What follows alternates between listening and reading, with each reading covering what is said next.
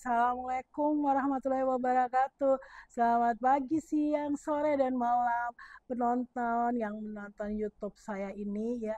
Saya Alfati Isma Kabarani, dosen Fakultas Ekonomi dan Bisnis UPN Veteran Jakarta. Kali ini akan membawakan materi Social Culture Environment dari Manajemen Pemasaran Internasional. Kita lanjut, social culture and global consumer culture itu di situ ada teks global marketer. Kita harus sesuaikan bagaimana society culture and global customer di suatu negara yang akan kita lakukan pemasarannya. Marketer harus mengetahui benar culture in country in which will be doing business ya. Jadi misalnya kita mau melakukan perdagangan ke Amerika Serikat, kita harus tahu produk apa saja yang bisa kita perdagangkan di sana dan kita harus menyesuaikan dengan culture yang ada di negara tersebut. Next, menyangkut social culture itu termasuk attitudes, belief, and values. Jika kita menerima gagasan dari Hofstede ahli budaya, itu menyatakan bahwa attitude, belief, and value itu yang dianut oleh sekelompok orang tertentu. Jadi kita harus mengetahui apa-apa saja yang dilakukan oleh negara tersebut sesuai dengan attitude, belief, and value. Next, di mana kita harus berbandingkan bahwa yang meyakini sikap dan nilai itu, contoh ini ada Jepang ya. Jepang itu mempunyai konsensus bahwa penyangkalan diri dan harmoni, karena itu semua mewakili perasaan tentang mode perilaku mereka adalah nilai, sehingga kalau kita akan melakukan pemasaran internasional ke negara Jepang, kita harus menyesuaikan bahwa masyarakat monoculture Jepang mencerminkan kepercayaan bahwa di antara orang Jepang banyak yang unik di dunia. Di orang Jepang, terutama anak muda, juga percaya bahwa Barat adalah sumber tren fashion yang penting. Akibatnya orang Jepang memiliki sikap yang baik terhadap merek Amerika. Itu salah satu contoh bagaimana satu negara memiliki attitude, belief, and value yang spesifik yang harus kita pahami kalau kita akan melakukan perdagangan dengan negara Jepang. Next. Terus religion. Jadi religion di sini termasuk salah satu hal yang harus kita perhatikan melakukan transaksi luar negeri. Next. Contoh di soal religion. Ada kasus di 1-2 nanti lihat bahwa McDonald does not serve hamburgers di India. Jadi di negara-negara Muslim, misalnya brand successful promote KFC in conjunction with religion observance. Maksudnya di Indonesia itu kebanyakan adalah populasinya orang Muslim. Tapi sehingga KFC menggunakan Ramadan itu outdoor advertising, jadi encourage Indonesia to come the restaurant. Jadi dia membuka satu layanan buka puasa dengan menyediakan takjil misalnya ya. Itu kalau di Indonesia. Tapi kalau salah contoh di McDonald di India, itu McDonald di India tidak menyiapkan breakfast karena sebagian besar masyarakat India itu breakfast di rumah. Itu salah satu contoh. Nanti kasusnya akan kita lanjutkan di kasus 1-2 di akhir dari PPT ini. Terus estetik yang harus diperhatikan juga adalah estetik. Jadi estetik ini secara keseluruhan bahwa dia akan melawan kecabulan misalnya masalah estetik. Jadi misalnya kita mau memasarkan satu tren fashion dia di satu negara. Terus estetika visual yang diwujudkan misalnya warna atau bentuk ya dari fashion itu melanggar satu estetik di negara itu, sehingga kita harus perhatikan bahwa satu negara mungkin dipersepsikan dengan cara yang sama sekali berbeda di negara lain. Misalnya perbedaan Jepang, India, atau Amerika Serikat. Itu contoh estetik. Dietary preference. Nah, Dari preference ini ada salah satu contoh culture influence and execute appearance in food preparation. Ada kok consumption patterns and habit di situ dari Domino Pizza misalnya.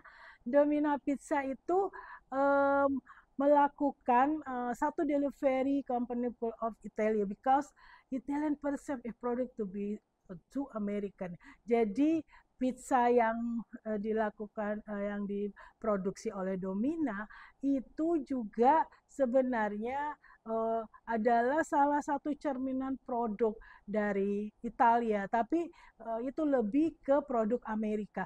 Nah, di sini preference kita harus lihat bahwa preference pizza itu dari mana asalnya ya. Nah, yang berikut di India, di mana di India itu include pizza ya, the pizza pepis. Jadi hari itu misalnya Domino's is the last foreign fast food chain in India with more than 700 store. Nah, di situ salah satu contoh bahwa Domino's sudah melakukan suatu ekspansi perusahaannya sampai ada 700 store ya di dunia. Tapi preferensinya harus tetap bahwa itu adalah produk dari Italia. Next. Dia jadi preference contoh lain itu Dunkin Donut. Dunkin Donut di outlet in 2012 di India pertama berdiri. Nah, morning business was slow because most India eat breakfast at home. Jadi di India itu kalau Dunkin Donut juga success finalnya come after the company introduce a new menu item. Nah, dia menyediakan satu item baru ya untuk memperkenalkan bahwa dia memiliki original toast gai chicken burger. Jadi dia memasarkan satu burger ayam itu yang baru. Jadi khusus untuk menu breakfast. Next. Language and communication. Jadi bahasa dan komunikasi juga dalam pemasaran global itu alat penting untuk berkomunikasi dengan pelanggan, pemasok, perantara, saluran, jadi channel of distribution-nya, sehingga literatur pemasaran penuh dengan anekdot negeri tentang kesalahan seperti pengucapan nama produk yang memalukan dan terjemahan yang tidak tepat dari salinan iklan sehingga bisa timbul persepsi yang berbeda dari ucapan itu ya. Jadi ini harus diperhatikan di dalam promosi tentang produk tersebut. Marketing impact on culture. Jadi adanya culture ini akan berdampak terhadap marketing. Seperti pemasaran global itu seringkali menemukan bahwa banyak keragaman budaya yang tampak di dunia ternyata merupakan cara yang berbeda untuk mencapai hal yang sama. Jadi preferensi bersama untuk misalnya makanan praktis, produk sekali pakai misalnya, musik populer di film Amerika Utara misalnya Amerika Latin dan Asia menunjukkan bahwa produk konsumen memiliki daya tarik yang luas, bahkan universal, sehingga kita bisa melihat bahwa culture itu sangat berpengaruh terhadap pemasaran. High and low context culture, jadi yang berdampak terhadap culture secara luas dan secara rendah atau tinggi itu bisa dilihat dari sini. Contoh dampak low-nya konteks culture itu bisa kita lihat bahwa pesan yang bersifat eksplisit dan spesifik itu kata-kata membawa sebagian besar kekuatan komunikasi. Dalam budaya konteks tinggi lebih sedikit informasi yang terkandung dalam bagian verbal satu pesan. Sedangkan kalau di budaya yang konteks tinggi seperti Jepang, Arab Saudi, budaya konteks tinggi lainnya sangat menekan nilai dan posisi atau tempat seseorang dalam masyarakat. Jadi budaya seperti itu pemberian penjaminan bisnis ya lebih mungkin didasarkan pada siapa Anda daripada analisis format, performa dokumen keuangan. Jadi sangat perlu memperhatikan high and low context culture karena bisa fatal program marketing kita. Nah, ini ada Kagan ya. Green Kagan bukunya tahun 2020 itu di page 140 kita bisa lihat bahwa contoh-contoh high and low context culture bisa dibaca sendiri. Berikutnya Hofstede culture typology. Hofstede ini adalah ahli budaya. Dia memiliki 5 dimensi di dalam menilai budaya itu. 3 dimensi mengacu pada perilaku sosial yang diharapkan. Dimensi keempat berkaitan dengan pencarian manusia akan kebenaran. Dimensi kelima mencerminkan pentingnya waktu. Next. 3 dimensi ini yang pertama yaitu budaya individualistik. Jadi setiap anggota masyarakat mempertahankan dan kepentingan sendiri, kepentingan keluarga dekatnya.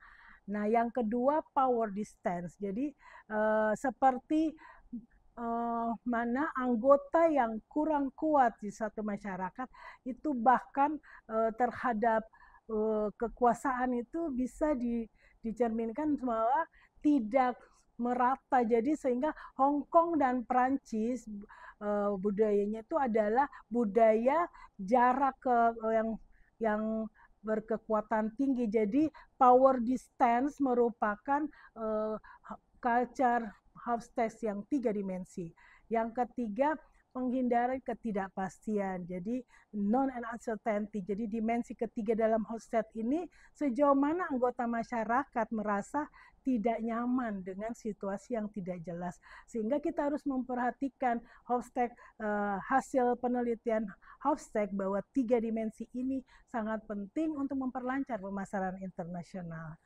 Next, yang berikutnya kita bisa lihat Kagan 2020 juga dia menulis semua 5 dimensi dari nation culture Hofstede. Next. Nah, kasus yang ketiga ini kita bisa lihat Nestle. Nestle ada kasus jadi di infant formula atau kontroversi. Jadi ada formula untuk bayi itu mendatangkan kontroversi di situ. Nah, di sini isu yang constant the responsibility sehingga multinational corporation itu harus mempunyai tanggung jawab terhadap hal ini karena yang bertanggung jawab untuk mengatasi masalah ini adalah WHO dan MNC. Jadi ini adalah satu contoh kasus dari Nestle. Next. Kasus ketiga ini kita bisa pelajari bahwa kapan perusahaan itu sukses memperkenalkan satu produk baru dengan satu culture untuk melihat perubahan dari fungsional itu, maka dia harus bertanggung jawab kepada MNC. Dia harus melaporkan seperti Nestle participate a battle against the spirit HIV, jadi NICE in developing country.